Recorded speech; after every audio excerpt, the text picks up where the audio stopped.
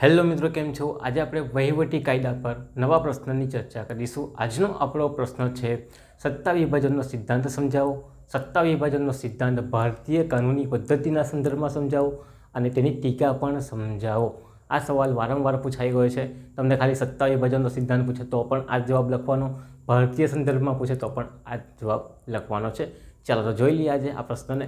સૌથી પહેલાં તમારે ફ્રન્ટ પેજ ઉપર જે પણ મુદ્દા બનતા હોય આ સવાલના એને લખવાના છે. તો કયા મુદ્દા બને? તો પહેલો મુદ્દો બને છે પ્રસ્તાવના, એ તમારે લખવાની છે. ચાલો ત્યાર પછી આપણે લખીશું, અહીંયા આપણને પૂછ્યું છે સત્તા વિભાજનનો સિદ્ધાંત. તો સત્તા વિભાજનના સિદ્ધાંતમાં અહીં આપણે બે વ્યાખ્યાની વાત કરીશું, અથવા તો બે કોન્સેપ્ટની વાત કરીશું. બે અભિગમ, એક છે પ્રાચીન અભિગમ મોન્ટેસ્ક્યુના સમયનો, અને બીજો છે હાલનો અભિગમ. એની અંદર કયા કયા સુધારાઓ સત્તા વિભાજનમાં આવ્યા તે આપણે વ્યાખ્યા તરીકે સિદ્ધાંત પર સમજાવવાના છે. એટલે બે કોન્સેપ્ટ આપણે જોઈશું, બંને સમજાવવાના છે. ચાલો, એક તો જૂનો તો છે જ, પણ અંદર થોડું ઘણું નવું એડ થાય, વખત જાય તેમ તો તેવી આપણે લખવાનું છે. ત્યાર પછી આપણે આ સિદ્ધાંતનો અમલ ભારતમાં કેવી રીતે થાય છે, કરવામાં આવે છે કે નહીં કરવામાં આવે, એ આપણે લખવાનું છે. ત્યાર પછી એની ટીકા લખીશું કે આ સત્તા વિભાજનની ટીકા શું છે. પછી કેસ આવતો હોય તો એ લખવાના છે, અને સમાપન લખીને આપણે આપણી વાતને શું કરવાની છે, તો પૂર્ણ કરવાની છે. ચાલો તો શરૂઆત કરીએ. સૌથી પહેલાં આપણે પ્રસ્તાવનાથી આપણી વાત શરૂ કરવાની છે. 5 થી 7 લીટીમાં શું લખીશું? તો સત્તા વિભાજન સિદ્ધાંતની અંદર શાની વાત કરવામાં આવેલી છે? કે એ સત્તા આપવાની વાત કરવામાં આવેલી છે કે એ સત્તા એક વ્યક્તિના હાથમાં હોવી જોઈએ નહીં, પણ આ સત્તા કેવી હોવી જોઈએ? અલગ અલગ વ્યક્તિના હાથમાં હોવી જોઈએ. જો એક વ્યક્તિના હાથમાં હોય તો રાજાશાહી થઈ જાય, પોતે જે કે તે નિર્ણય લેવાય. એટલે એવું કહેવા માગે છે કે એક વ્યક્તિના હાથમાં સત્તા હોવી ન જોઈએ. આ સત્તા વહેંચાયેલી હોવી જોઈએ, અલગ અલગ વ્યક્તિના હાથમાં હોવી જોઈએ. અલગ અલગ વ્યક્તિના હાથમાં સત્તાની જવાબદારી સોંપાયેલી હોય તો વ્યવસ્થિત કામ થાય, પણ જો એક વ્યક્તિના હાથમાં સત્તા સોંપાયેલી હોય તો વ્યવસ્થિત કામ નહીં થાય. એટલે એ લોકો કહે છે કે સત્તા વિભાજનનો સિદ્ધાંત લાવેલા છે, જે નીચે મુજબ છે, જેમાં સત્તાની વહેંચણી કરવાની વાત કરવામાં આવેલી છે. સત્તા એક વ્યક્તિના હાથમાં હોવી જોઈએ નહીં, કારણ કે ભૂતકાળમાં રાજાઓ ઘણા બધા એવા હતા કે જે સત્તાનો દુરુપયોગ કરતા હતા. કારણ કે એક જ વ્યક્તિના હાથમાં સત્તા હોય તો પોતે જે કહે તે માનવું પડતું. એના કારણે તો સત્તા વિભાજનનો સિદ્ધાંત લાવેલા છે. આની વાત આપણે નીચે મુજબ કરીશું. એમ કરીને તમારે શું લખવાની છે? તો પ્રસ્તાવનાને ફ્રેમ કરવાની છે. છતાં આપણે જોઈ લઈએ કે સત્તા વિભાજનના સિદ્ધાંતમાં સત્તા એક વ્યક્તિ નહીં, પરંતુ અલગ અલગ વ્યક્તિના હાથમાં વહેંચણી કરવી જોઈએ. કાયદો ઘડવાનું કામ, કાયદાનો અમલ કરાવવાનું કામ અને ન્યાય આપવાનું કામ અલગ અલગ વ્યક્તિના હાથમાં હોવું જોઈએ. બરાબર, એવું કહેવા માગે છે. આ અંગેની વિસ્તૃત ચર્ચા નીચે મુજબ છે. ચાલો તો થઈ ગયું. નીચે મુજબ આપણે સત્તાની વાત કરીશું. સત્તા વિભાજનનો સિદ્ધાંત લખવાનું છે. હવે સત્તા વિભાજનમાં પહેલાં આપણે નામ આપીશું પ્રાચીન મોન્ટેસ્ક્યુ અભિગમ, અને બીજું હાલમાં આધુનિક અભિગમ, જે ઓલરેડી ઉપર અહીંયા આપણે બે લખેલા છે. તો પ્રાચીન અભિગમની પહેલાં વાત કરીશું. ઘણા બધા લેખકોએ સત્તા વિભાજનનો સિદ્ધાંત આપેલો છે, પણ જે સૌથી વધારે વખણાતો હોય અને ઇમ્પોર્ટન્ટ છે તે કયો છે? મોન્ટેસ્ક્યુનો અભિગમ. ચાલો તો એની વાત કરીએ. લખવાનું પ્રાચીન અને મોન્ટેસ્ક્યુનો અભિગમ. ચાલો એની વાત કરીશું. એની અંદર શું લખવાનું છે કે મોન્ટેસ્ક્યુ એક પોતાની બુક બનાવેલી હતી 1784ની અંદર, ધ સ્પિરિટ ઓફ લો. કઈ બુક છે? 1784માં. યાદ રાખજો, એક પુસ્તક છે, એનું નામ છે ધ સ્પિરિટ ઓફ લો. આ સ્પિરિટ ઓફ લો બુકની અંદર એણે સત્તા વિભાજનનો સિદ્ધાંત પ્રકાશિત કરેલો છે. આજથી 1700મી સદીમાં, એમ કહીતો ચાલ 17મી સદીમાં એણે આ પુસ્તકની અંદર સત્તા વિભાજન, સત્તા કેવી હોવી જોઈએ, કોના હાથમાં હોવી જોઈએ, એ અંગેનો આખો ખ્યાલ રજૂ કરેલો છે આ બુકની અંદર. એ ખ્યાલ શું હતો એની આપણે વાત કરીશું. આ ખ્યાલ પાછો કેવો હતો? વૈજ્ઞાનિક સ્વરૂપે રજૂ કરેલો, એકદમ વિચારીને. ઓકે, તો એ ખ્યાલ શું હતો એની વાત આપણે અહીં કરવાની છે. તો મોન્ટેસ્ક્યુનો સત્તા વિભાજનનો સિદ્ધાંત, એમણે શું કરેલું છે કે આ સિદ્ધાંત એણે 3 ભાગમાં વહેંચેલા છે. નંબર 1 લખવાનું, 3 ભાગમાં આ રીતે તમે બનાવજો. 3 ભાગ કયા? તો પહેલો ભાગનું નામ છે ધારાસભા, બીજા ભાગનું નામ છે કારોબારી અથવા તો વહીવટી તંત્ર. બંનેનું નામ એક જ છે. પહેલાંનું નામ શું છે? તો ધારાસભા. બીજાનું નામ શું છે? તો વહીવટી તંત્ર અથવા તો કારોબારી. બરાબર, જેણે કાયદાનો અમલ કરવાનું નતીજું છે ન્યાયતંત્ર. અને 3 કોન્સેપ્ટ બનાવ્યા છે, 3 ભાગ બનાવેલા છે. સત્તા વિભાજનના સિદ્ધાંતની અંદર 3 વિભાગ રજૂ કર્યા. 3 વિભાગ કયા? તો પહેલું જે છે તે તમારું શું છે? ધારાસભા. બીજું છે તમારું કારોબારી એટલે કે વહીવટી તંત્ર, અને ત્રીજું છે તમારું કયું? તો ન્યાયતંત્ર. 3ની અલગ અલગ સત્તાની વાત કરે છે. પછી એને લખ્યા 3 ભાગ પાડવાના. 3 આ રીતે જે મેં રીતે અહીંયા લખ્યું તે રીતે બોક્સ બનાવવાના, અને પછી અંદર લખવાનું ધારાસભાનું કામ શું છે. ધારાસભા એટલે આપણી જે સંસદ છે તેવું, પણ તે ટાઈમે ધારાસભા કહેવાતી. તો ધારાસભાનું કામ છે કાયદો ઘડવાનું. શું કરશે? કાયદાને બનાવશે, કે અંદર નિયમો નાખશે, બધા પેટા વિભાગ નાખશે, આ કાયદો શું કહેવા માગે છે બધું. તો એનું કામ શું છે? કાયદો ઘડવાનું છે, પણ એનું કામ કાયદાનો અમલ કરાવવાનું નથી અને ન્યાય આપવાનું નથી. શું કીધું એણે? ફક્ત તમારું કામ કેવું હોવું જોઈએ? કાયદો ઘડવાનું અને છોડી દેવાનું. ઓકે, ચાલો. તો કાયદો અમલ કરાવવાનું અને ન્યાય આપવાનું કામ તમારું નથી. ધારાસભાએ આ સત્તાનો ઉપયોગ કરવો જોઈએ નહીં, એવું કોણે કીધું? મોન્ટેસ્ક્યુએ કીધું એની બુકની અંદર. પછી બીજો ભાગ પાડ્યો એણે. બીજા ભાગની અંદર પાછું વહેંચ્યું કારોબારીની અંદર અથવા તો વહીવટીતંત્રની અંદર. એણે શું કીધું કે ભાઈ આ વહીવટીતંત્ર અથવા તો કારોબારીએ શું કરવાનું છે? જે સંસદે કાયદો બનાવેલો, ધારાસભાએ કાયદો બનાવેલો છે, એનું અમલીકરણનું કામ કરવાનું. મીન્સ કે સત્તાનો ઉપયોગ કરવાનો છે. સરકાર જે કાયદો બનાવે, જેના માટે બનાવે, ત્યાં એનું અમલીકરણનું કામ કરવાનું. દાખલા તરીકે સરકાર કોઈ યોજના બનાવે, યોજનામાં આવો લાભ મળશે, એ કોણ કરાવશે? તો જે આ વહીવટીતંત્ર છે એ એનું અમલ કરાવવાનું કામ કરશે. પણ એણે કાયદો નથી બનાવવાનો અને ન્યાયતંત્રનું કામ નથી કરવાનું. તો વહીવટીતંત્રની પાસે કઈ સત્તા છે? ફક્ત અમલીકરણની સત્તા છે, પણ એ ન્યાય આપવાનું કાર્ય કરી શકશે નહીં. પ્લસ બીજું છે, કાયદો બનાવી શકશે નહીં. કાયદો બનાવવાનું કામ તો કોણ? ધારાસભાનું. તો એણે શું કીધું કે કારોબારીનું કામ શું છે? કારોબારીનું કામ કાયદાનું અમલ કરાવવાનું છે. જે કોણે ઘડેલો છે?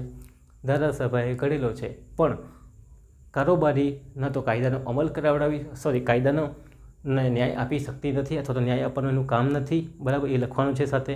પ્લસ કાયદો ઘડી શકે નહીં. તો કાયદો બી ન ઘડી શકે અને ન્યાય પણ ન આપી શકે. એનું કામ ફક્ત કાયદાનું અમલ કરવાનું છે. એવું કોણે કીધું છે? મોન્ટેસ્ક્યુએ કારોબારીમાં કીધું છે. ત્રીજો જે વિભાગ હતો એની અંદર એણે કીધું ન્યાયતંત્ર. ન્યાયતંત્રનો ભાગ આવેલો છે. ન્યાયતંત્રનું કામ ફક્ત ન્યાય આપવાનું છે. કાયદો કોણે બનાવ્યો? ધારાસભાએ. કાયદાનો અમલ કોણે કરાવડાવ્યો?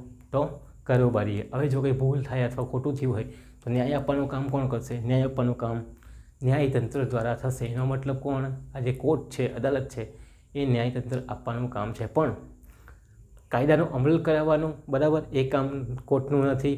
કાયદો બનાવવાનું એ કામ પણ કોર્ટનું નથી. તો 3 વિભાગમાં એણે અલગ અલગ વાત કરી. સત્તા વિભાજનમાં સત્તાનું વિભાજન અને 3 વિભાગમાં કરેલું છે. પહેલું, ધારાસભાનું કામ શું છે? તો ધારાસભાનું કામ કાયદા બનાવવાનું છે, નહીં કે વહીવટી કામ અમલ કરાવવાનું, કાયદાનો અમલ કરાવવાનું કે ન્યાય આપવાનું. એ કામ એ કરશે નહીં. બરાબર, તો સત્તા વિચારી ગઈ. બીજું, કારોબારીનું કામ શું છે? તો કારોબારીનું કામ અમલીકરણ કરવાનું છે, કાયદો જે બનાવેલો છે તેનું. અને ન્યાયનું કામ શું છે? તો ન્યાય આપવાનું કામ છે, ન્યાયતંત્રનું. હવે આની આપણે ઉદાહરણ તરીકે લઈએ. ધારાસભા એટલે આપણી સંસદ છે, જે કોઈ કાયદો બનાવશે, કોઈ બી બાબતનો કાયદો બનાવી શકે. બરાબર, એની રૂલ્સ રેગ્યુલેશન બનાવશે. પછી આ વહીવટી, એનો મતલબ કોનો સમાવેશ થાય? પોલીસ વિભાગ અથવા તો કલેક્ટરનો વિભાગ, એનો સમાવેશ થાય. દાખલા તરીકે આઈપીસીનો કાયદો પણ નવો બનાવ્યો, BNS, એનું અમલીકરણનું કામ કોણ કરશે? તો પોલીસ વિભાગ કરશે. હવે ન્યાય આપવાનું કામ કોણ કરશે? તો પોલીસવાળા નહીં કરશે. કોણ કરશે? અદાલતની અંદર જશે, જે પ્રોસિજર બનાવેલી છે એ મુજબ એ ન્યાય આપવાનું કામ થશે. તો આ 3 ખ્યાલ 3 વિભાગમાં એણે રજૂ કરેલા. કોણે? મોન્ટેસ્ક્યુ. ક્યારે રજૂ કરેલા? 1784 અંદર ધ સ્પિરિટ ઓફ લો બુકની અંદર એણે રજૂ કરેલા. કેટલો મસ્ત સિદ્ધાંત છે. પછી ભારતની અંદર એનો અમલ થાય કે નહીં થાય એની બી આપણે વાત કરવાની છે, કે કરે કે નહીં કરે. ચાલો, તો આ 3 વિભાગની વાત કરી. હજુ બી એણે કીધેલું છે થોડું ઘણું. શું કીધેલું છે? હાથે એક નિયમ બનાવેલા. આ 3 વિભાગ તમારે ડીપમાં લખવાના રીતે, બરાબર, અને એને સમજાવવાના છે. મેં જેમ રીતે સમજાવ્યું ને કે આનું કામ આ છે, બાકીના 2 કામ નથી. આનું કામ આ છે, બાકીના 2 કામ નથી. આનું કામ ન્યાય આપવાનું કામ છે, બાકીના 2માં એને ઇન્ટરેસ્ટ લેવાનો નથી. સાથે બીજા મુદ્દા બનાવવાના. ચાલો, આ 3 મુદ્દા તો ડીપમાં સમજાવ્યા. ખોટો બનાવીને રીતે લખવાનું અને ડીપમાં પાછું સમજાવવાનું છે, લીટી પાડીને. ધારાસભાનું કામ આ છે, આ નથી, આ નથી. ઓકે, ચાલો, હવે સમજી ગયા હશે તમે શું કહેવા માગો. પછી બીજો મુદ્દો પાણીના નીચે લખવાનો છે. શું છે? તમામ સત્તા એક વ્યક્તિના હાથમાં હોવી જોઈએ નહીં. જોયું અહીંયા બધાનું કામ શું કર્યું? અલગ અલગ કરી નાખ્યું. ન્યાય આપવાનું કામ તો ન્યાય આપવાનું કામ કરશે, કાયદો નહીં બનાવશે તેવું. તો અહીં શું કહે છે કે તમામ સત્તા એક વ્યક્તિના હાથમાં હોવી જોઈએ નહીં. કોઈ પણ સત્તા એક વ્યક્તિના હાથમાં નહીં હોવી જોઈએ. આ બીજો નિયમ એને મૂક્યો કે અહીંયા બધી સત્તા એક જ વ્યક્તિના હાથમાં જતી રહી ને કોઈ વખત, તો નહીં ચાલે. અલગ અલગ વ્યક્તિના હાથમાં હોવી જોઈએ. તો શું કીધું એને? તમામ સત્તા એક વ્યક્તિના હાથમાં હોવી જોઈએ નહીં. પછી બીજો પોઈન્ટ બનાવવાનો. શું છે? દરેક વિભાગ અલગ અલગ ને સ્વતંત્ર હોવા જોઈએ. આ 3 વિભાગ કેવા હોવા જોઈએ? એકબીજા પર આધારિત ના હોવા જોઈએ. કેવા હોવા જોઈએ? અલગ અલગ હોવા જોઈએ. બધાનું કામ કેવું હોવું જોઈએ? અલગ અલગ હોવું જોઈએ. જેમ કે આનું કામ કાયદો ઘડવાનું, આનું કામ અમલ કરાવવાનું, આનું કામ ન્યાય આપવાનું. તો કેવું વાત કરેલી છે? દરેક વિભાગ સ્વતંત્ર રહેવા જોઈએ. બરાબર. ત્રીજો મુદ્દો બનાવવાનો, એકબીજાના કામમાં દખલ ન થાય તે જોવાનું છે. એટલે કે એકબીજાના કામમાં દખલ નહીં કરવું જોઈએ. આ કાયદો બનાવતો હોય ત્યારે વહીવટીતંત્ર દખલ કરે તો ચાલે? નહીં ચાલે. ન્યાયતંત્ર દખલ કરે તો ચાલે? નહીં ચાલે. એવું કહી. આ શું કહે કે પહેલું શું કીધું કે એક જ વ્યક્તિના હાથમાં સત્તા નહીં હોવી જોઈએ. પછી દરેક વિભાગ કેવું હોવું જોઈએ? અલગ અલગ હોવું જોઈએ, સ્વતંત્ર હોવું જોઈએ, એકબીજા પર આધારિત હોવું જોઈએ નહીં, અથવા તો એકબીજાના કામમાં દખલ કરે તેવું હોવું જોઈએ નહીં. દખલ કરે તો મજા નહીં આવે, કામ કઈ રીતે કરશે? એકબીજાના કામમાં દખલ ન થાય તે જોવાનું એ આપણે જોઈ ગયા. પછી નેક્સ્ટ મુદ્દો, દરેક અંગ પોતાનું કાર્ય પોતાની સત્તાની જવાબદારીથી કરશે. દરેક અંગ જે છે, દરેક વિભાગ છે, તે પોતાનું કાર્ય કેવી રીતે કરશે? પોતાની સત્તાને, જે મળેલી સત્તા છે, જે જવાબદારી છે, તેને ધ્યાનમાં લઈને કરશે. ઓકે, તો આ વાત એને કરી. 4 પોઈન્ટ બીજા આપણે બતાવવાના છે. કયા કયા? તો દરેક એક વ્યક્તિના હાથમાં સત્તા હોવી જોઈએ નહીં, પહેલો પોઈન્ટ. બીજો પોઈન્ટ, દરેક વિભાગ અલગ અલગ અને સ્વતંત્ર હોવા જોઈએ. ત્રીજું, એકબીજાના કામમાં દખલ કરતા હોવા જોઈએ નહીં, ત્રીજો પોઈન્ટ. ચોથું શું કીધું? કે દરેક અંગ અથવા દરેક વિભાગ પોતાની સત્તા અને જવાબદારીને લઈને ધ્યાનમાં રાખીને પોતાનું કામ કરશે. ઓકે, ચાલો, એકબીજાને સલાહ સૂચન આપશે નહીં, એવી વાત અહીંયા 4 મુદ્દામાં કરેલી છે. 5મી એવી વાત કરેલી છે. શું કરેલી છે? દરેક વિભાગની સત્તા જુદા જુદા વ્યક્તિના હાથમાં હોવી જોઈએ. દરેક વિભાગની સત્તા કેવી હોવી જોઈએ? અલગ અલગ વ્યક્તિના હાથમાં, જુદા જુદા વ્યક્તિના હાથમાં હોવી જોઈએ. જેમ કે ધારાસભાની સત્તા સંસદના હાથમાં છે, કાયદો લોકો બનાવશે. અમલીકરણનું કામ કલેક્ટરનું, પોલીસ વિભાગનું, અને ન્યાય આપવાનું કામ કોનું? જજનું. અલગ અલગ વ્યક્તિ છે, એક વ્યક્તિ નથી કે આજ કાયદો બનાવશે અને આજ અમલીકરણનો ઓર્ડર બી આપશે અને આજ ન્યાય આપશે, એવું નથી. બરાબર? તો એ કહે છે દરેક વિભાગની સત્તા જુદા જુદા વ્યક્તિના હાથમાં હોવી જોઈએ, એક વ્યક્તિના હાથમાં ન હોવી જોઈએ. ઉપર એક વ્યક્તિની વાત કરી, અહીંયા જુદા જુદા વ્યક્તિની વાત કરી છે કે જુદા જુદાના હાથમાં હોવી જોઈએ. એક વ્યક્તિના હાથમાં હોય તો દુરુપયોગ થવાની શક્યતા રહે. એક જ વ્યક્તિના હાથમાં, જેમ કે મેં તમને કીધું કે રાજાના પાસે બધા પાવર હોય તો એ શું કરશે? કાયદો બી એ જ બનાવશે, અમલીકરણ બી એ જ કરાવશે અને ન્યાય બી એ જ આપશે. તો એ યોગ્ય ન હતું. એટલે 1784માં આવો ખ્યાલ આ ભાઈએ રજૂ કરેલો. કોણે? મોન્ટેસ્ક્યુએ 1784માં ધ સ્પિરિટ ઓફ લો બુકની અંદર રજૂ કરેલું.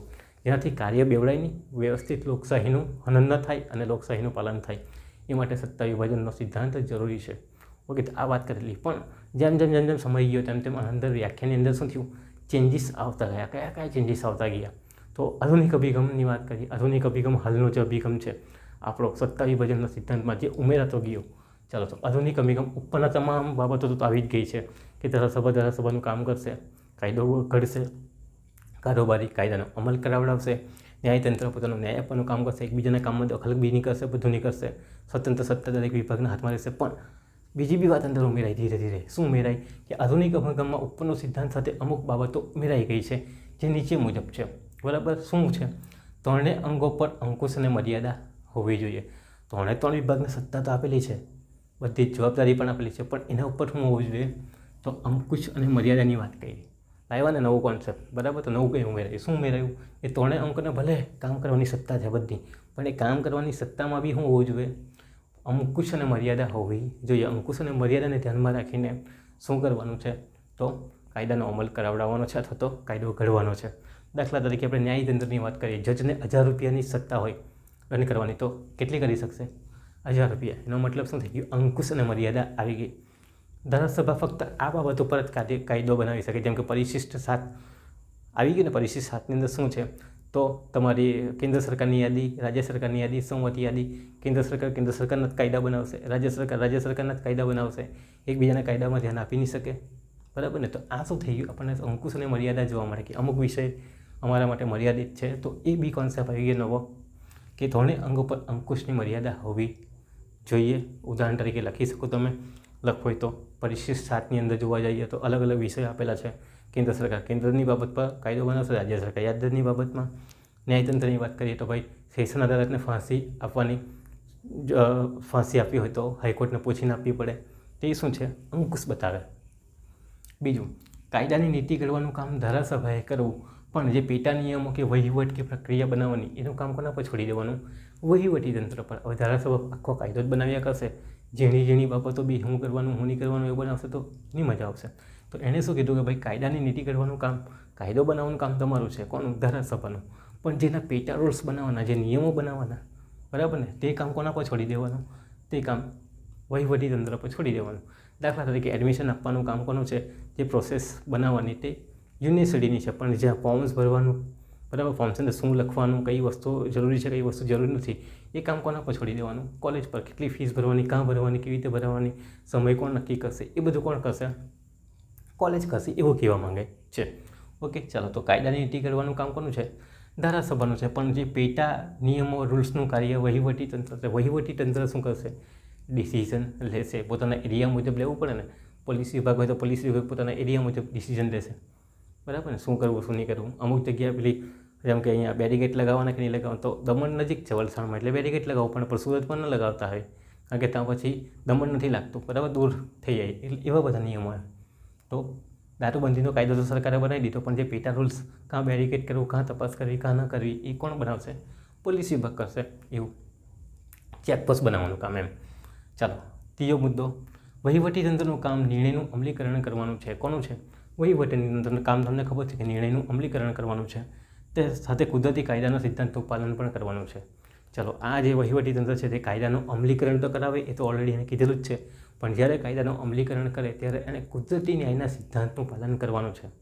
એવું નહીં કે કાયદામાં કીધું આ કરો એટલે કરવાનું જ નહીં.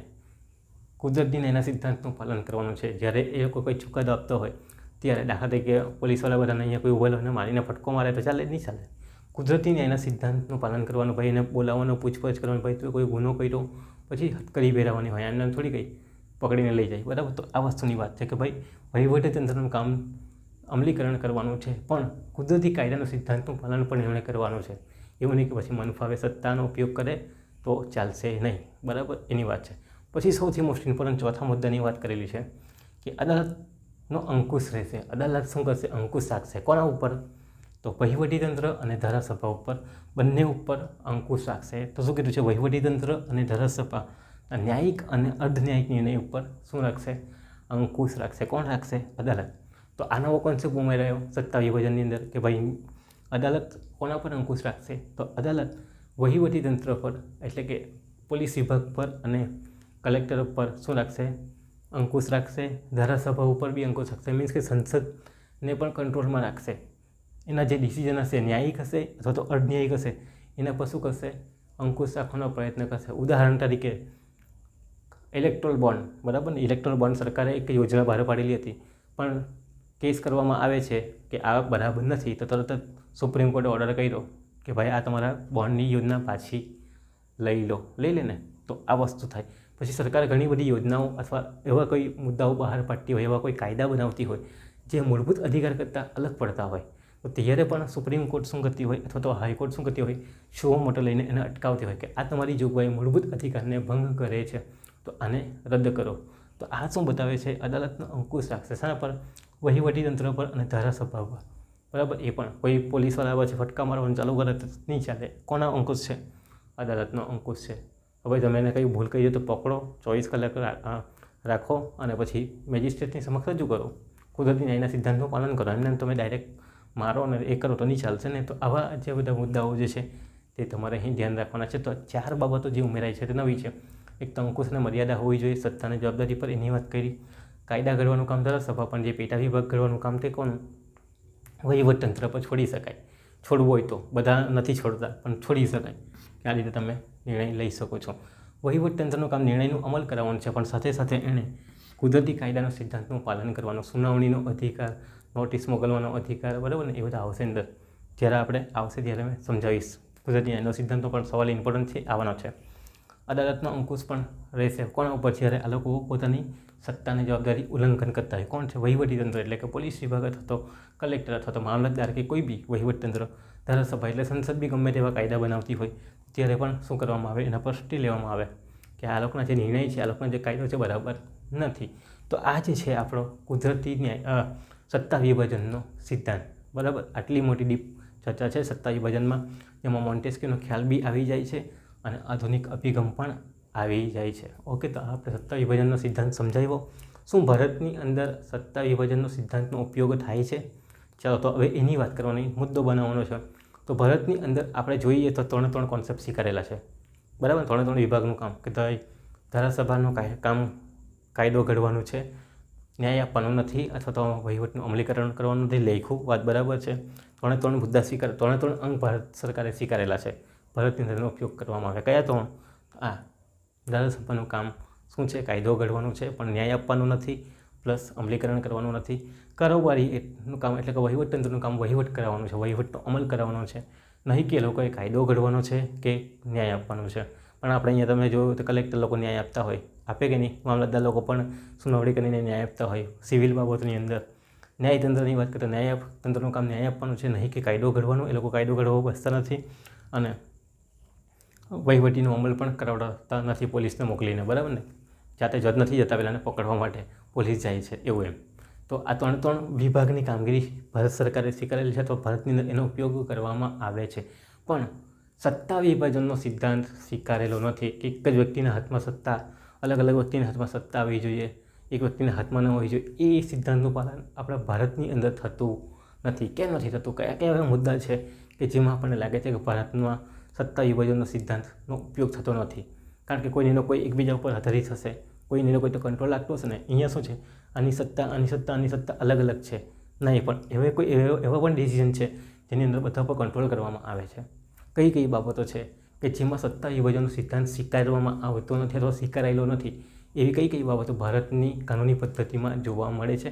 તો હવે આપણે એની વાત કરવાની. બાકી પહેલાં આપણે આ લખવાનું, હા ભાઈ ભારતની અંદર આ કોન્સેપ્ટ સ્વીકારેલો છે, ખ્યાલ સ્વીકારવામાં આવેલો છે કે આવું કામ આ કરશે, આવું કામ આ કરશે, આવું કામ આ કરશે. એ તમારે લખવાનું. શું લખવાનું? ધારાસભા શું કરશે? સંસદ. ધારાસભાની બોલવાનું સંસદમાં કોણ આવી જાય? વિધાનસભા બી આવી જાય, તમારી રાજ્યસભા બી આવી જાય, અને કોણ આવી જાય? લોકસભા બી આવી જાય, રાષ્ટ્રપતિ પણ આવી જાય. એ લોકો શું કરશે? તો કાયદો બનાવવાનું કામ કરશે. સાઇન કરે પછી જ થાય. બીજી વાત, કારોબારીનો ખ્યાલ પણ સ્વીકારેલો છે કે જે બી કાયદો બનાવશે સંસદ, એનું અમલીકરણ કોણ કરે છે? તો વહીવટતંત્ર દ્વારા અથવા તો કારોબારી વડા દ્વારા. એમાં નગરપાલિકા આવી ગઈ, નગરપાલિકા એટલે કે ચીફ ઓફિસર આવી ગઈ, તાલુકા પંચાયત આવી ગઈ, તમારે મામલતદાર કચેરી આવી ગઈ, તમારી DDOની ઓફિસ આવી ગઈ, કલેક્ટર કચેરી આવી ગઈ, પોલીસ વિભાગ આવી ગયો, જે અમલીકરણનું કામ કરશે, કાયદો બનાવેલો હશે. અને ન્યાયતંત્ર, તો ન્યાયતંત્રમાં પણ તમે જુઓ છો કે જે અદાલતો છે જિલ્લાની, એ જે આ કાયદાની બાબતમાં ક્યારે અધિકાર ભંગ થાય તો ન્યાય આપવાનું કામ કરે છે. આવો કોન્સેપ્ટ આપણે ભારતની અંદર સ્વીકારેલો છે, પણ સત્તા વિભાજનનો સિદ્ધાંત ભારતમાં સ્વીકારેલો નથી સ્વીકારેલો. કયા મુદ્દા પરથી કહી શકાય જે આપણે અહીં સમજાવવાના છે? ચાલો તો જોઈએ વારાફરતી કે ભારતે 3 વિભાગને અલગ અલગ સ્વીકાર્યા છે, છતાં સત્તા વિભાજનની જોગવાઈનો સ્વીકાર કરેલો નથી. સત્તા વિભાજન આપણને દેખાતું નથી. સત્તા વિભાજન એટલે શું? બધી સત્તા અલગ અલગ વ્યક્તિના હાથમાં છે એવું આપણને દેખાતું નથી. ઘણી બાબતો એવી છે જેના પર કંટ્રોલ આપણને જોવા મળે છે. ઘણા અંશે ન્યાયિક બાબતોનો અંકુશ સ્વીકાર છે. દાખલા તરીકે ન્યાયતંત્ર બધા ઉપર કંટ્રોલ રાખે છે સત્તા વિભાજનની અંદર, કારણ કે વહીવટીતંત્રના અને ધારાસભાની બાબતમાં પણ અંકુશ રાખે. બહુ સ્વતંત્ર થઈ જતા નથી. સત્તા એ લોકોના હાથમાં એટલી બધી નથી. કોની હાથમાં દેખાય? આપણને અદાલતની હાથમાં દેખાય. તો એ વાત અહીંયા આપણે લખવાની છે. ચાલો, કઈ બાબતનો સ્વીકાર કરેલો છે? તો આ બાબતનો સ્વીકાર આપણે અહીંયા લખી ગયા છે, એ તમારે લખવાનો. કઈ બાબત આપણને લાગે કે જેમાં સત્તા વિભાજનનો સ્વીકાર થતો નથી, એટલે કે અલગ અલગ વ્યક્તિના હાથમાં સત્તા નથી, કોઈ એક વ્યક્તિના હાથમાં જતી રહેતી હોય. ચાલો જોઈએ. પહેલી વાત, રાષ્ટ્રપતિને વટહુકમની સત્તા છે, બરાબર ને. રાષ્ટ્રપતિને વટહુકમ બહાર પાડવાની સત્તા છે. કાયદો બનાવવાનું કામ કોનું છે? ધારાસભાનું છે. છતાં બી રાષ્ટ્રપતિ કાયદો બનાવી શકે છે. વટહુકમની સત્તા આપેલી છે ને, જો બરાબર ને. તો ધ્યાનમાં રાખો, તો વટહુકમ બહાર પાડે છે અને એનું અમલીકરણ 7.5 મહિના સુધી ચાલે છે, બરાબર ને.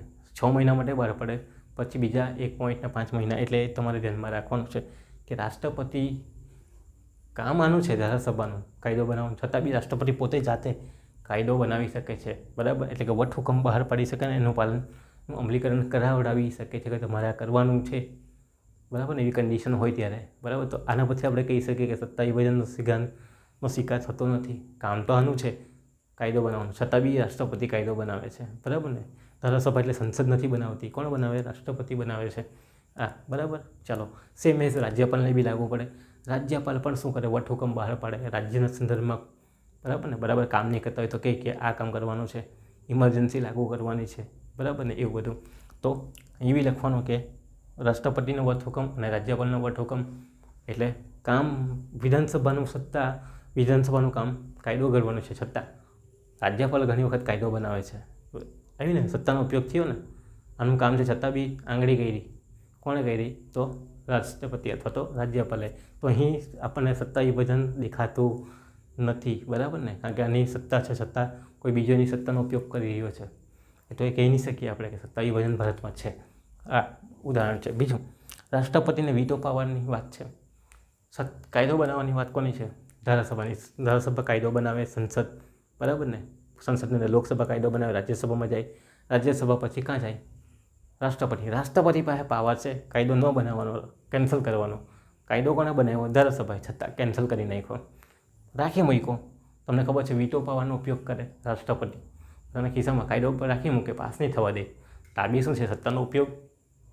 બરાબર ને? દેખાય ને સત્તાનો ઉપયોગ બરાબર થયેલો નથી. આ સત્તાનો ગેરઉપયોગ દેખાય આપણને કે રાષ્ટ્રપતિ પાસે એવા પાવર આવી ગયા છે કે જે આ કાયદો તો બનાવવાની સત્તા છે, છતાં બી કાયદો પાસ નથી થતો. તો આ બી શું દેખાય આપણને? તો રાષ્ટ્રપતિ વીટો પાવરનો ઉપયોગ કરે એ સત્તા વિભાજનનો સિદ્ધાંતનો ભંગ કરેલો કહેવાય. સત્તા લોકોને છે છતાં બી એનો ઉપયોગ થતો નથી, સત્તાનો ઉપયોગ બરાબર થતો નથી, રાષ્ટ્રપતિનો ફાયદો ઉઠાવી જાય છે. તો રાષ્ટ્રપતિ, રાજ્યપાલ અને રાષ્ટ્રપતિનો વીટો પાવર એ આપણને જોઈએ. ચાલો બીજી વાત કરીએ, રાષ્ટ્રપતિને ન્યાયિક સત્તાઓ. હવે ન્યાય આપવાનું કામ કોનું છે? સજા કરવાનું કામ કોનું છે? અદાલતનું છે. સુપ્રીમ કોર્ટ, હાઈકોર્ટ સજા કરશે, ફાંસીની સજા કરે કે પછી કોઈ બી સજા કરે. પણ રાષ્ટ્રપતિ એને બી શું કરશે? અટકાવવાનું કામ કરી શકે. તો જો ફાંસીની સજા જે ન્યાયતંત્ર દ્વારા આપેલી છે, સત્તાનો ઉપયોગ ન્યાયતંત્ર કર્યો, છતાં બી એ સજામાં વધારો, ઘટાડો, ફેરફાર, સુધારો કરવાની સત્તા કોને છે? રાષ્ટ્રપતિની છે. તો પછી આનો મતલબ હું? આ સત્તાનો ઉપયોગ જ કરેલો કહેવાય જ નહીં ને, સત્તા વિભાજન થયેલું કહેવાય જ નહીં, કારણ કે એની સત્તા છીની લીધી અને એક તો ફાંસીની સજા આપી અને રાષ્ટ્રપતિએ શું કર્યું? એને કેન્સલ કરી દીધી. ના ભાઈ, આને ફાંસીની સજા નથી આપવાની. આ શું થયું? આ સત્તા ઉપર કોઈ કંટ્રોલ કરી નાખો ને તો સત્તા વિભાજન કહી જ નહીં શકાય એમ. તો આ સત્તા વિભાજનનો સિદ્ધાંત. બીજી વાત, સંસદીય સજાની વાત છે. સંસદનો જો કોઈ અસ્વીકાર કરે, બરાબર ને, તો એની વાત છે કે સંસદનો કોઈ તિરસ્કાર કરે, સંસદ ખરાબ છે, સંસદ વિશે ગમે તેવું બોલે, બરાબર ને, તો તેવા સંજોગોની અંદર સંસદ સજા કરી નાખે. ન્યાયતંત્ર આપવાનું કામ, સજા કરવાનું કામ કોનું છે? ન્યાયતંત્રનું છે. બરાબર. છતાં સંસદ પોતાનું, એટલે કે આ ધારાસભા સજા કરે કોને? જ્યારે સંસદનો તિરસ્કાર કરે, એનો હુકમ ન માને, ના પાડે, હુકમ માનવાનો ના પાડે, તિરસ્કાર કરે, તેવા સંજોગોમાં સંસદમાં એક ગૃહ શું કરે? ફરિયાદી બને અને બીજો ગૃહ કોણ બને? જજ બની જાય. બરાબર. લોકસભા સમજો કે લોકસભા એ ફરિયાદી બની જાય, તો બીજો ગૃહ કયું આવે? રાજ્યસભા. રાજ્યસભા શું કરશે? ન્યાયાધીશ તરીકે કામ કરશે, સાંભળશે, કેસ સાંભળશે અને પછી સજા કરવાનું કામ કરશે. તો સજા કરવાનું કામ તો આનું છે, પણ કઈ સજા કોને કરી? આને કરી. ક્યાંથી લાગુ પડ્યું સત્તા વિભાજન એમ? તો કયા કયા મુદ્દા જે છે સત્તા વિભાજન લાગુ નથી પાડતા એ આપણે અહીંયા સમજાવ્યા. બરાબર. ચાલો આગળની વાત છે ન્યાયતંત્રની વહીવટી સત્તા, એની પણ વાત કરી છે. અનુચ્છેદ 13 અને 246 અન્વયે મૂળભૂત બાબતો અન્વયે કાયદા ઘડાય તો ન્યાયતંત્ર એને રોકી શકે છે. મેં તમને કીધું છે કે આ લોકોનું કામ કાયદા ઘડવાનું છે, પણ જ્યારે મૂળભૂત અધિકાર કરતાં અલગ કાયદા બનાવવામાં આવે તો ત્યારે ન્યાયતંત્ર એને શું કરશે? અટકાવી દેશે, ના પાડશે, આ વસ્તુ ખોટી છે, આ કામ તમે કરી નહીં શકો. કાયદા ઘડવાનું કામ આ લોકોનું છે, છતાં આ કહેશે, ન્યાયતંત્ર કહેશે, એના પર નાખશે, ના ભાઈ તો આ કાયદો નહીં બનાવી શકે, જો હોય એને દૂર કરો. જેમ કે બુલડોઝર ન્યાય હાલમાં યુપીની અંદર ચાલી રહ્યું છે, સ્ટે મૂકી દીધો છે. કોણે મૂકી દીધો છે? સુપ્રીમ કોર્ટે. આ શું છે? વહીવટી સત્તાનો દુરુપયોગ છે. આ મૂળભૂત અધિકાર વિરુદ્ધ ભંગ કરેલો હોય તો કરે. તો અનુચ્છેદ 213 હાઈકોર્ટમાં 246 એ અન્વયે શું કરે? મૂળભૂત બાબતો અંગે કાયદો ઘડાય ત્યારે ન્યાયતંત્ર એને અટકાવી શકે જો વિરુદ્ધની બાબતો હોય, મૂળભૂત અધિકાર કરતાં એને અસર કરતી બાબતો હોય, પ્રોસેસ પ્રક્રિયા વગરની હોય. બરાબર ને? આ જે કારોબારી છે ખોટા નિર્ણય લેતા હોય ઘણી વખતે, તેવા સંજોગોની અંદર ન્યાયતંત્ર શું કરશે? એ લોકોને અટકાવશે જતાં પહેલાં, કારણ કે કાયદાનું અમલીકરણ કરવાનું આમ આવે છે છતાં ના પાડી શકે છે. કોણ? ન્યાયતંત્ર.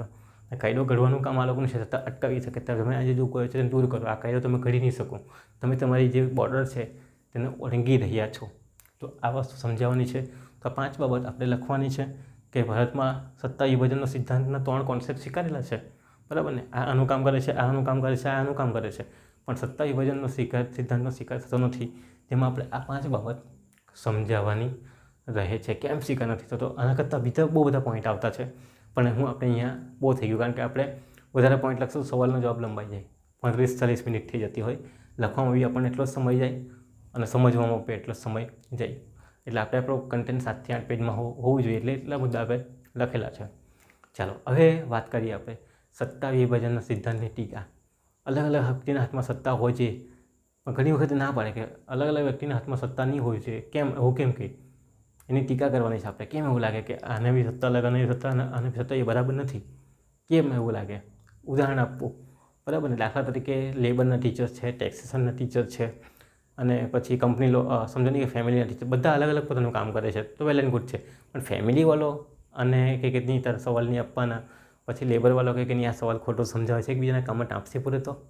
બરાબર ને? તો આ બધી બાબતો અહીંયા છે. ટીકાઓની વાત કરીએ કે અલગ અલગ હાથમાં સત્તા આપેલી છે બધાને, છતાં બી ઘણી વખત આપણને શું લાગે છે? એનો એ બરાબર નથી, એની ટીકા કરેલી છે. તો પહેલી વાત કરીએ, અમુક સત્તાનું વિભાજન ન થાય, જેમ કે યુદ્ધ સમયે અને સંધિ વખતે યુદ્ધ અને સંધિ વખતે જો ફટાફટ નિર્ણય લેવા હોય તો લઈ નહીં શકાય, કારણ કે અમુક સત્તાની હાથમાં હોય, અમુક સત્તાની હાથમાં હોય, અમુક સત્તા આની હાથમાં હોય, બરાબર. હમણાં પ્લેનવાળું પિક્ચર આવેલું હતું, તમે જોયું હશે.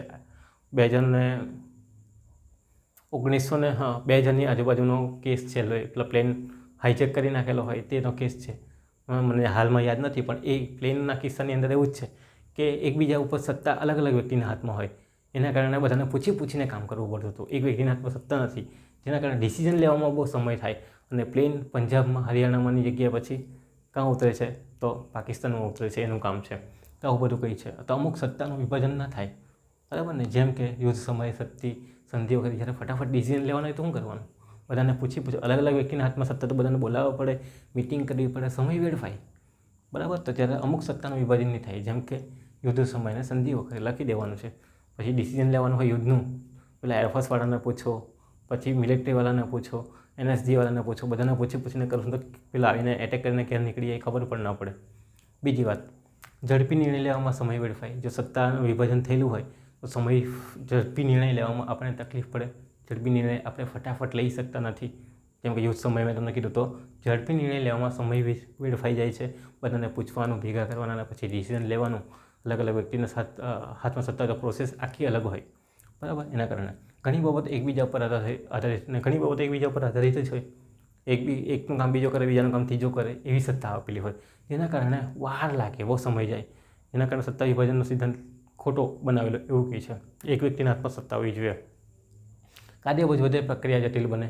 કાર્યબોજ તો ઓબ્વિયસલી વધવાનું, બરાબર ને. એકબીજાને પૂછીને કામ કરવાનું હોય, બરાબર. સત્તા અલગ અલગ વ્યક્તિના હાથમાં હોય તો તકલીફ પડે, બરાબર. ચાલો, તો કાર્યબોજ વધે, પ્રક્રિયા જટિલ બને એવું બી કહે છે. આ લોકો ના પડે, સત્તા વિભાજન નહીં હોવું જોઈએ, બરાબર ને. કેમ કે કાર્યબોજ વધી જાય છે, પ્રક્રિયા જટિલ બની જાય છે, એકબીજાને પૂછીને કાર્યવાહી કરવાની હોય, મજા ન આવે એમ. એકરૂપતા જાળવવા સાથે રાખવા મુશ્કેલ, એકરૂપતા જાળવવામાં મુશ્કેલ, બરાબર ને. 3 મિત્રો હોય, બરાબર ને. સત્તા અલગ અલગ, ત્રણના હાથમાં અલગ અલગ સત્તા હોય, તો પેલો કહેશે મારે આ ખાવું છે, પેલો કહેશે મારે આ ખાવું છે, પેલો કહેશે મારે આ ખાવું છે, તો કેમ ચાલશે? બંનેની એકરૂપતા કેવી રીતે જળવાશે? બરાબર. સત્તા બધા પાસે છે હરખી, છતાં બી એકરૂપતા જળવાતી નથી. પોતે સુસંગત રાખવા મુશ્કેલ બની જાય, ડિસિઝન લેવામાં તકલીફ પડી શકે. તો આવું બધું બી આપણને જોવા મળે. એટલે સત્તા વિભાજનનો સિદ્ધાંત સારો બી છે, એટલો ખરાબ ટીકા પણ કરવામાં આવેલી છે કે આ આપણા માટે સારું નથી. તો આ ટીકા છે, તમારે તમારા શબ્દોમાં બનાવી દેવાની, બરાબર. તો નહીં લખો તો પણ ચાલશે, પણ આપણે લખી જ આવવાની, મુદ્દાને બનાવીને જ આવવાનું. ખાલી સત્તા વિભાજનનો સિદ્ધાંત પૂછેલો હોય તો બી લખી આવવાની, ટીકા મુદ્દો બનાવીને. ઓકે, ચાલો. હવે કેસ છે. કેસ એટલા બધા ઇમ્પોર્ટન્ટ નથી, છતાં બી આપણે અહીંયા સમજાવવા માટે 1 કે 2 કેસ લખવા જરૂરી છે. તો હવે નેક્સ્ટ મુદ્દો આપણો કયો છે? કેસનો છે. પહેલો કેસ જોઈએ, રામકિશોર ડાલમિયા વર્સિસ જસ્ટિસ ટેન્ડોલર, બરાબર. જસ્ટિસ તેંડુલકર કહે ને તેવી રીતે ટેન્ડોલર, રામકિશોર ડાલમિયા વર્સિસ જસ્ટિસ ટેન્ડોલર. 1950નો કેસ છે. એ લોકો શું કહે છે કે સત્તા વિભાજનનો સિદ્ધાંત માન્ય નથી. સત્તા વિભાજનનો સિદ્ધાંત ભારતમાં માન્ય નથી. એમ કે અનુચ્છેદ 50માં ન્યાયને વહીવટતંત્રથી અલગ કરે છે. ન્યાયનું કામ ન્યાયતંત્ર પર છોડી દો, અને વહીવટનું કામ વહીવટતંત્ર પર છોડી દેવામાં આવશે, એવું કહે છે. સત્તા વિભાજન અહીં ભારત દેશમાં માન્ય નથી, કારણ કે અહીં વહીવટતંત્રને કોઈ ન્યાય આપવાનું કામ કરેલું હશે તો શું કહે છે કે અનુચ્છેદ 50માં કીધેલું છે કે ન્યાયતંત્ર ન્યાયનું કામ કરશે. ન્યાય અને વહીવટતંત્ર જુદા છે, એકબીજા સાથે જોડાયેલા નથી. ન્યાય આપવાનું કામ ન્યાયતંત્ર કરશે, અને વહીવટ કરવાનું કામ વહીવટતંત્ર કરશે, એવું કહે છે. કયો કેસ છે? રામકિશોર ડાલમિયા વર્સિસ જસ્ટિસ ટેન્ડોલર, 1950નો કેસ. બીજા કેસની વાત કરીએ, Keshavananda Bharati, 1973નો case. Famous case, તમને ખબર જ છે, જેમાં મૂળભૂત અધિકારના ઢાંચાની વાત કરેલી છે. અહીં આપણે જોઈએ કે સત્તા વિભાજનનો સિદ્ધાંત બંધારણના મૂળભૂત ભાગનો એક ભાગ તરીકે ગણાય છે. શું કહે છે કે સત્તા વિભાજનનો જે સિદ્ધાંત છે, કયો? આ તે મૂળભૂત માળખાનો શું છે? એક ભાગ ગણાય છે. તમારે કાયદો બનાવવાનું કામ ધારાસભાનું છે, પણ એના ઉપર ન્યાયતંત્ર દેખરેખ રાખશે કે તમે જે કાયદો બનાવ્યો છે તે મૂળભૂત અધિકારને ધ્યાનમાં લઈને બનાવ્યો છે. જો એના કરતાં ભંગ થાય તો એ જોગવાઈને રદ કરવામાં આવશે. મૂળભૂત ઢાંચાને તમે બદલી શકો નહીં, એ જોવાનું કામ કોનું છે? ન્યાયતંત્રનું છે. એટલે એ વાત આખી કરેલી છે. તો સત્તા વિભાજનનો સિદ્ધાંત બંધારણના માળખામાં એક ભાગ તરીકે ગણાશે, બરાબર. તો ન્યાયતંત્ર એક રખેવાળ તરીકે છે, એમ કહી શકાય છે. હા, તમે ભલે તમારો કાયદો બનાવો, તમારી પાસે સત્તા છે, પણ કાયદો કેવો બનાવવાનો છે?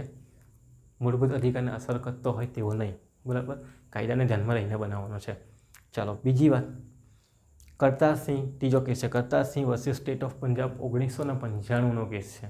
હવે એ પણ બહુ ઇમ્પોર્ટન્ટ કેસ છે. એમાં શું કીધેલું છે? સંસદને કાયદો ઘડવાનું કામ છે, વહીવટતંત્રને વહીવટનું અમલ કરાવવાનું કામ છે. બરાબર, આ તો આપણે અહીંયા જોઈ જ ગયા છે. પણ એવું કહે છે કે ન્યાયતંત્ર કાયદાનું અર્થઘટન કરી શકશે જો કાયદો યોગ્ય છે કે અયોગ્ય. તો ન્યાયતંત્રનું કામ શું છે? કાયદાનું અર્થઘટન કરવાનું કામ છે. કાયદો જે ધારાસભા બનાવશે અથવા તો વહીવટતંત્ર જે અમલ કરશે તે યોગ્ય છે કે કેમ, બરાબર, કાયદો બરાબર છે કે એમ, કાયદાની જોગવાઈ આપણા ભારતના બંધારણના અનુસાર બનાવેલી છે કે ખોટી છે, મૂળભૂત અધિકારને અસર કરે છે કે કેમ. તો એ બધાનું તપાસ કરવાનું કામ, અર્થઘટન કરવાનું કામ કોનું છે? ન્યાયતંત્રનું છે. ન્યાયતંત્ર એના પર ડિસિઝન લેશે.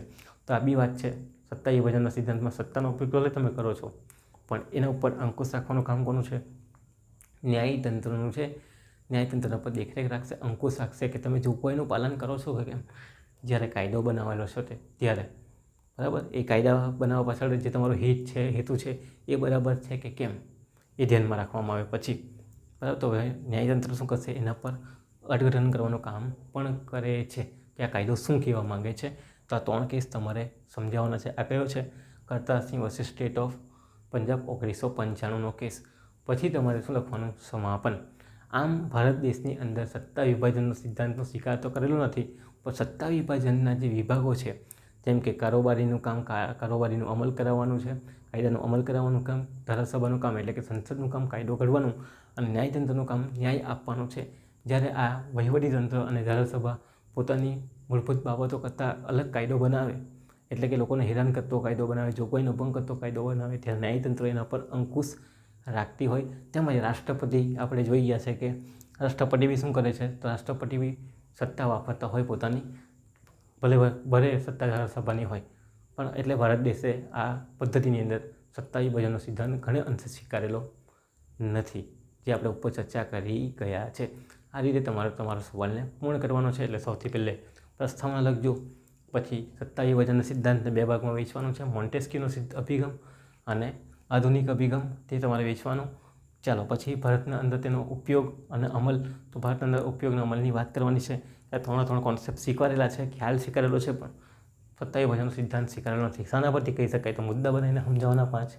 પછી ટીકા લખવાની છે કે કેમ સત્તા વિભાજનનો સિદ્ધાંત અયોગ્ય છે, અને પછી કેસ લખીને તમારે તમારી વાતને સમાપન લખ્યા બાદ પૂર્ણ કરવાની છે 7 થી 8 પેજની અંદર. નેક્સ્ટ સવાલ સાથે આપણે ફરી પાછા મળીશું. ત્યાં સુધી તમારો આભાર.